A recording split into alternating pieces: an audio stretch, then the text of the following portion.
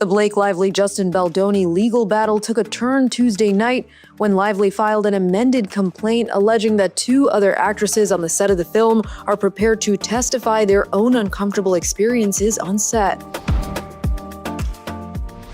The suit does not name the actresses or quote directly from their texts or include screenshots out of concern that they may be exposed to the same sort of cyberbullying and threats Lively and her husband Ryan Reynolds claim they have endured. A spokesperson for Lively said these victim witnesses have given Miss Lively. Well, Blake Lively can forget about packing her bags for New Orleans this weekend. I guess she can go. She can still go to the Super Bowl. She's just not going to get the best suite, that's for sure. She will not be in Taylor Swift's suite.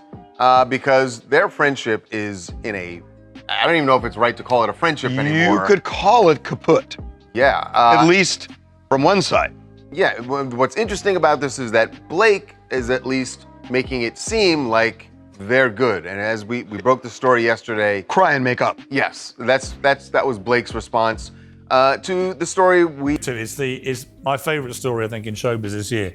The Justin Baldoni war with Blake Lively, which seems to me, initially I felt quite sorry for Blake Lively, then I've been reading all the messages between them all, and which he's been putting out, obviously, and it just seems like a pair of absolute weapons-grade narcissists. Now, spray gunning each other with as much dirt as they can possibly do, having spewed lovey-dovey stuff to each other for months on end. I'm again, critical drinker, this is in... All right, moving on to a different take on the Justin Baldoni and Blake Lively battle. And it's based on a scene we've seen play out a lot as this legal battle has played out. Remember that Justin's team released this raw, unedited video of a dancing scene. It was actually B-roll that they used in the movie where, they weren't using their audio. It was just to show them in this cozy dance scene. There was some arguing between them about what's the best. Please take my advice. Narrator, she did not listen. She did not take my advice at all. I said that having read through Blake Lively's complaints, that it was evident to me that she was likely under the influence when she filed her complaint. Not under the influence of drugs, not under the influence of alcohol, but of the influence of proximity to Taylor Swift.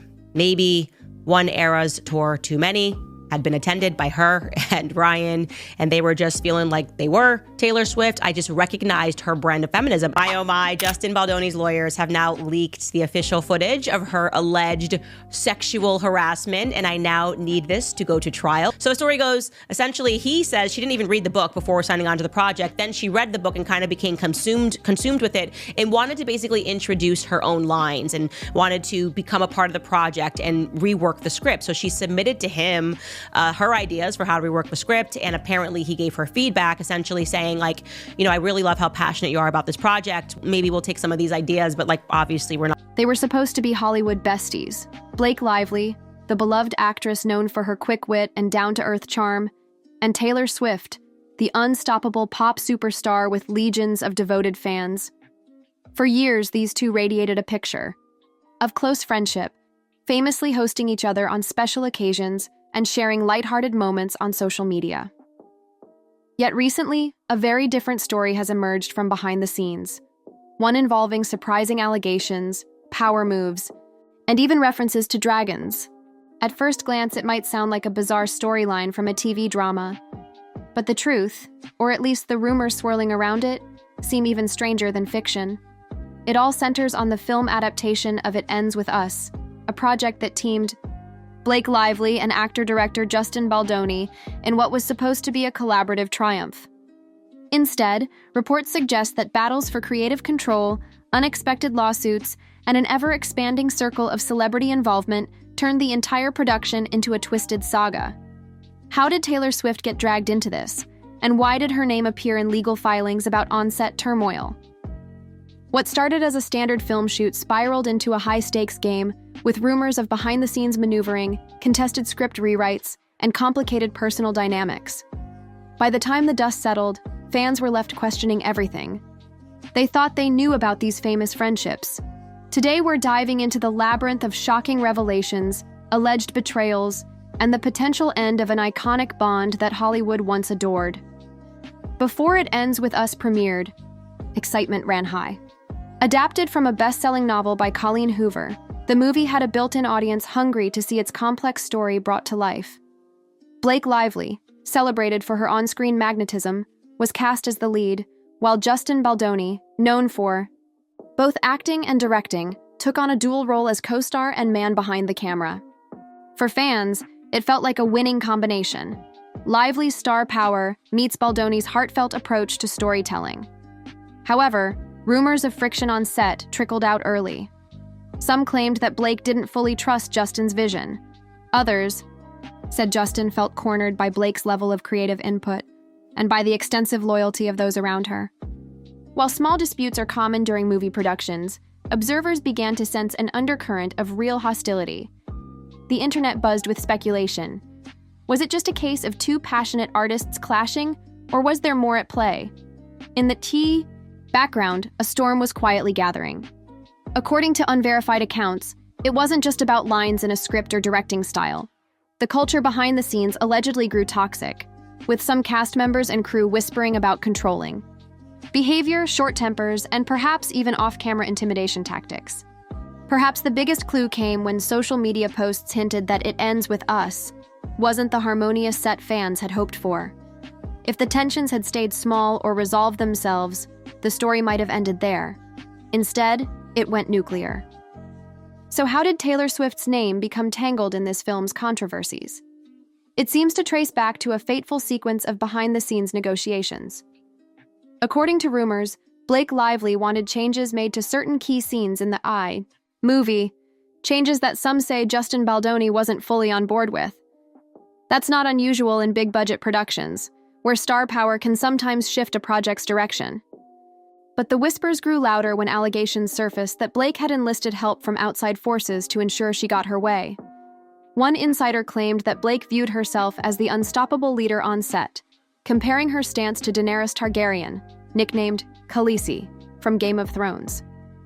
And in that analogy, she apparently alluded to a cadre of dragons who would help her press for these revisions. While no one knows the full context, the story goes that Blake singled out two of her most influential dragons, her husband, Ryan Reynolds, and her close friend, Taylor Swift. The mere suggestion that Swift could be used as a kind of intimidation tool stunned fans and media outlets alike. But how did this alleged power move unfold? A leaked text message reportedly showed Blake referencing the Game of Thrones figure Khaleesi, boasting that she had powerful allies who'd defend her. Baldoni, who was already under pressure to manage both production logistics and his own performance, supposedly felt blindsided when he arrived at a meeting with Blake and discovered Ryan and Taylor waiting. In that high-stakes environment, the rumor states, an ambush of sorts occurred. The next thing anyone knew, the script changes were accepted, at least according to Baldoni's official statements in legal documents. If that weren't enough, internet sleuths dug up additional clues pointing to behind-the-scenes friction.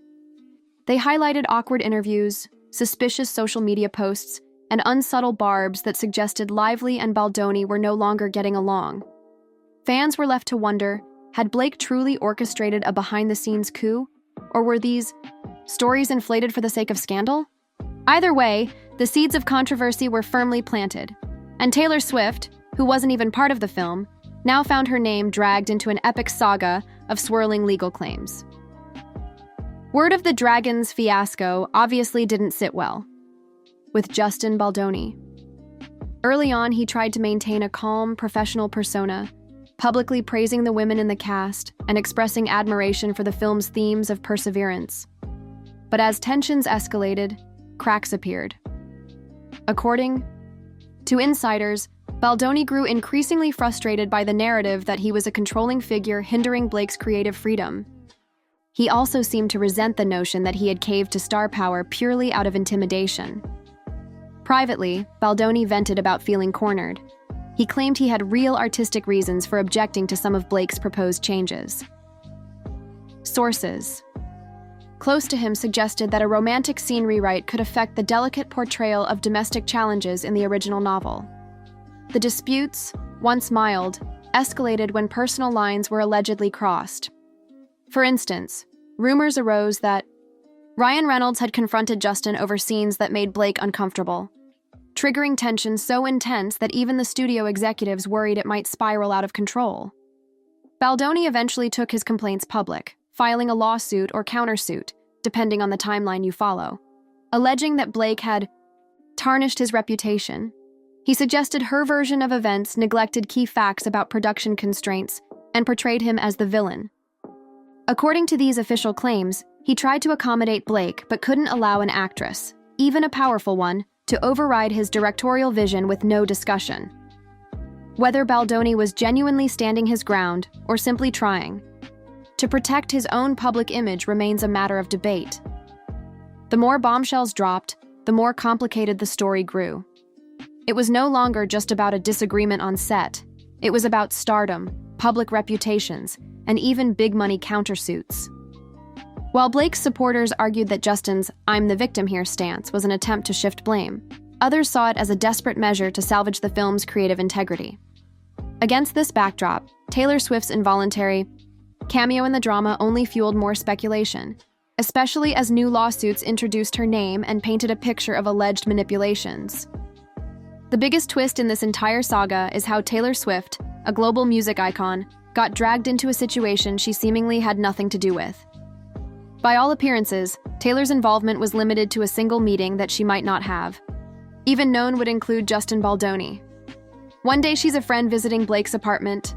The next, she's starring in a legal document as a key player in an alleged ambush. According to the suits and countersuits, the confrontation centered around script rewrites that Taylor supposedly endorsed, possibly without full awareness of the consequences. Sources claim that Taylor walked into the room expecting to catch up with Blake, only to discover a heated creative negotiation in progress. If that's true, it would mean Swift found herself in a highly awkward spot, with Baldoni complaining that her presence, combined with Ryan's, unfairly backed him into a corner. However, from Taylor's perspective, she was simply being a supportive friend. As more details leaked, fans began to question whether Swift even realized she was being positioned as a dragon. Reports surfaced that she was uncomfortable with the label and didn't want to be used as an intimidating figure in someone else's feud. That sense of being used for star power could explain why Taylor later distanced herself. Insiders noted a shift in her once very public closeness with Blake. Speculation swirled that while they were still cordial, something had changed.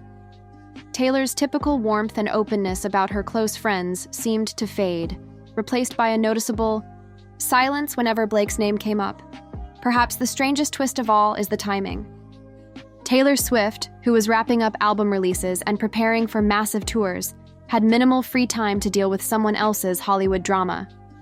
Yet there she was, implicitly invoked as a game changer in a battle of egos. Whether or not Taylor's cameo was decisive, it certainly added layers of complexity to a storyline that was already bursting with scandal. From this point onward, the conflict erupted into a full-scale media war. Both sides armed themselves with receipts, text messages, emails, behind-the-scenes footage, and voice memos, each piece of evidence more shocking than the last. The tabloids and gossip sites had a field day, publishing new angles almost daily. It seemed like every hour introduced yet another twist, some new testimony, a leaked conversation, or a scathing statement from one party's legal team. At one point, Blake alleged that Justin Baldoni had behaved inappropriately during an intimate scene, claiming he crossed professional lines as both her co-star and the film's director. Baldoni's team countered by releasing behind-the-scenes footage that, in their view, showed nothing more than standard romantic blocking. Some fans noticed that Taylor and Blake weren't photographed together as frequently. Others pointed out that the usual social media posts celebrating each other's achievements seemed conspicuously absent. Adding to the intrigue, rumors claimed that Taylor didn't want to be deposed in the legal proceedings, an understandable reluctance given how messy the lawsuits had become. For an artist of Swift's stature, the last thing she'd need is to be swept into a vortex of legal statements over a film she wasn't even involved in. Another source insisted that Taylor felt used, describing how she never intended to pressure Justin Baldoni at that meeting. She simply walked into an unexpectedly tense situation and found herself inadvertently cast as a symbolic dragon. Blake, for her part, appeared to retreat from the public eye whenever these controversies reached a boiling point. The actress, once carefree and witty in interviews, seemed more guarded. Some observers speculated that the entire fiasco, combined with tabloid scrutiny, had taken a toll on her mental well-being. Others read her silence as a strategic move, perhaps guided by lawyers cautioning her not to say too much. Still, for fans of the Swift-Lively bond, the biggest question was whether or not these events had caused irreparable damage. Could their longtime friendship survive this high-profile meltdown? After all, Taylor is famously loyal to her inner circle, but she also protects her brand at all costs. As the lawsuits and countersuits kept piling up, the answer to that question felt increasingly uncertain. Did a single film dispute truly have enough force to break one of Hollywood's most beloved friendships? From a simple film adaptation to a flurry of allegations and countersuits, the saga surrounding It Ends With Us has morphed into one of Hollywood's most unexpected controversies. Blake Lively and Justin Baldoni started as co-stars but ended up in a tangle of lawsuits, public relations disasters, and scorching headlines that show no sign of cooling. Meanwhile, fans who once adored the tight bond between Blake and Taylor Swift have been left wondering if the damage done can ever be undone.